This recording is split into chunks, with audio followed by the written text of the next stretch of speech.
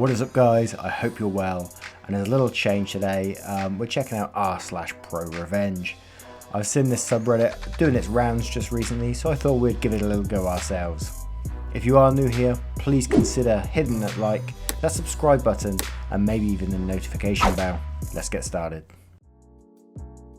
Don't be a loud cock. I live near the border of a residential zoning area, so farms are close and property sizes are larger than you'd typically find in my area. Some people fancy themselves more rural lifestyles, and this included my neighbour who owned chickens. For those that don't have chickens, they lay eggs and provide meat. Chickens also defecate stinkily everywhere, dig up the ground for food, regularly make noise, and sometimes make a rooster. I met the chicken owning neighbours one day while we were doing outside activities. They all seemed nice, and I learned that the wife had Thursdays off work, among other facts. My significant other and I thought the chickens were nice at first, probably because of the novelty. This faded quickly as the chickens decided to wander into my yard, usually every Thursday, and tear it up. Naturally, I wandered over and asked the neighbour to keep the chickens out of my yard. After several polite trips, I suggested that they do something extra like build a fence for their animals. My suggestion was met with a strong no from the wife, and she told me I should appreciate the fertiliser. They also began to accumulate roosters as eggs hatched. In the course of a year, they accumulated at least 3 roosters. For the uninitiated, roosters are territorial. What we then had was a cock measuring contest for which one could crow the others into submission. This went on for quite a while until the relationship deteriorated along with my sanity. I gave them one last chance to do the right thing about the animals tearing up my yard, or I'd call animal control next time. Of course, this was ignored. The following Thursday I found the chickens in my yard again, so I made an official complaint to my local government for violating local ordinances. Weeks passed and I thought the city was ignoring me. Then one day I get a knock on my door. It's the police. They came to check on my complaint but didn't witness anything, so their options were limited. As the officer is explaining everything, the roosters, remember the roosters, start another crowing contest. The officer shuddered and said, "I hate that shit. Do they do that all the time?" I explained that it was typical, and he responded with the best thing ever. First he was going to tell them to either kill the roosters or risk penalties. This time was a warning. The second time would be a fine. The third time would be a large fine. The fourth time, someone is going to jail. I haven't heard a rooster since. Then he asked when the chickens are usually in my yard. I told him Thursdays when the wife has the day off. He said he'd come by when he could to do a check because he had to see them himself. Another month or two went by. I'd see them parked at the end of my driveway periodically.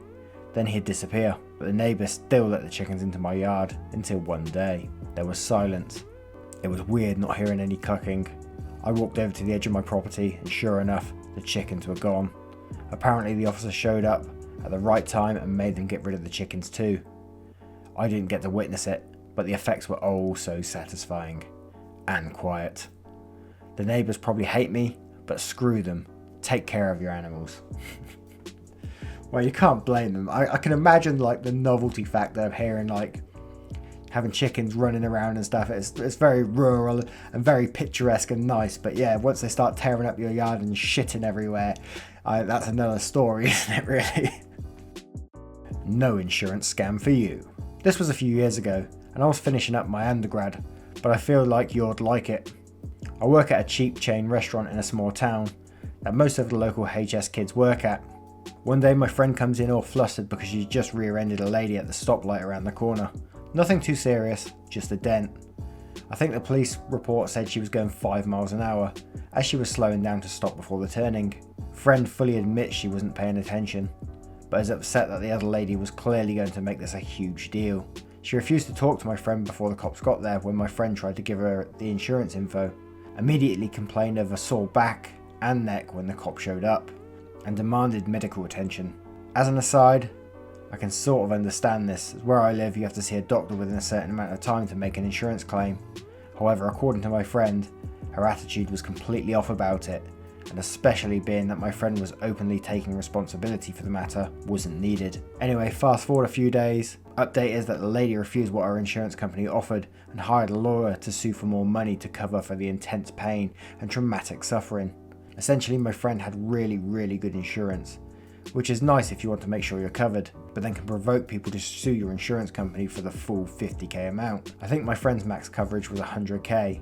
Was complaining about what a rude lady this is when a busboy goes around to the local HS and says, "Oh, my cheer coach said it was an accident on X day."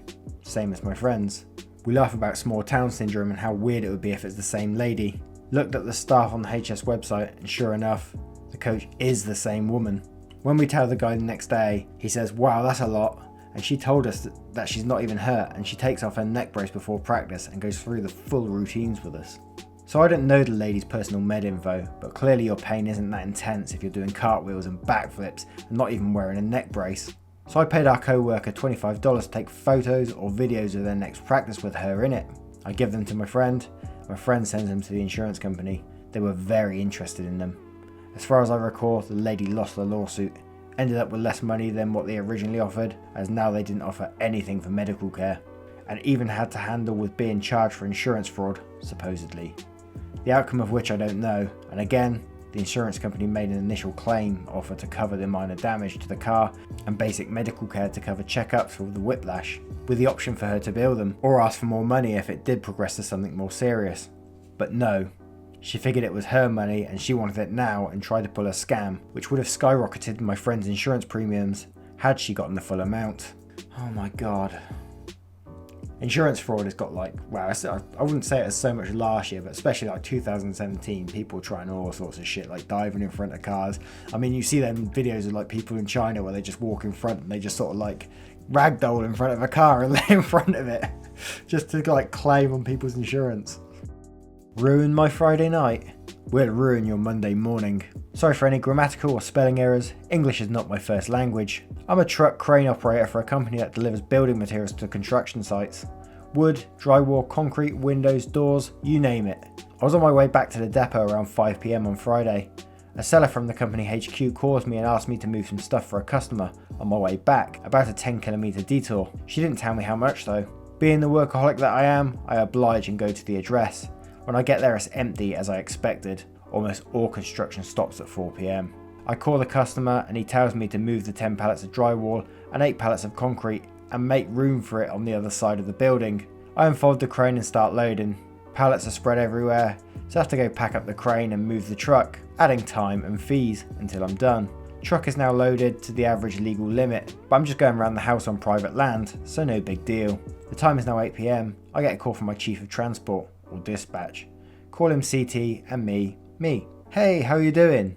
Just unloading and going round to unload. What? It's been 3 hours. It's taking you 3 hours to load 2 pallets? Wait, 2 pallets?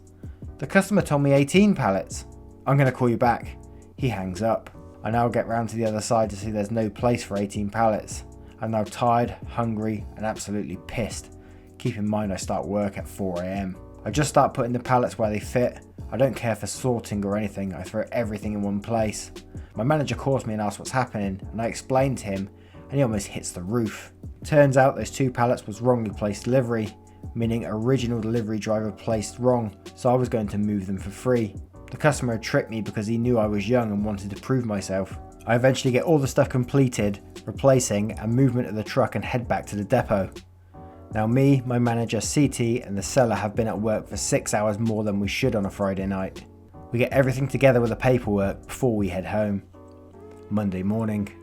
I get to work as usual and start doing my routes of delivery as usual. Construction start at 7 AM. I get back in my cab from a delivery at 7:10 AM. 25 missed calls from Friday's customer and 2 from CT. I don't dare call the customer, so I call CT and he explains. The customer equals AC for arsehole customer. I have 25 missed calls from AC. What have you done this morning? With a smile and nervousness in my voice. Me and M have executed justice. AC got the bill, but AC wanted to avoid the extra fees to go with it. He now has been billed for CT, M, seller and me's combined 6-hour overtime, 5 replacing of truck, 6 hours of extra fuel costs, 18 moving fees, 18 fees for non-open area of delivery. All this combined totals up to $75,711 US. Me now laugh my ass off. Should I answer him or... No, for the love of God, block his number. You should not have to deal with him now. The seller has taken care of it. Now I don't know too much about logistics and things, but $75,711. Is that real? Is that the sort of price for, for those sort of deliveries? That seems insane to me. But fair play, that is some revenge if that's the case, you know? Once again, guys, I'd like to thank you for all your support on the channel. You guys have been absolutely amazing, absolutely smashing this channel, and I really do appreciate you guys. Thank you very much now. Take care.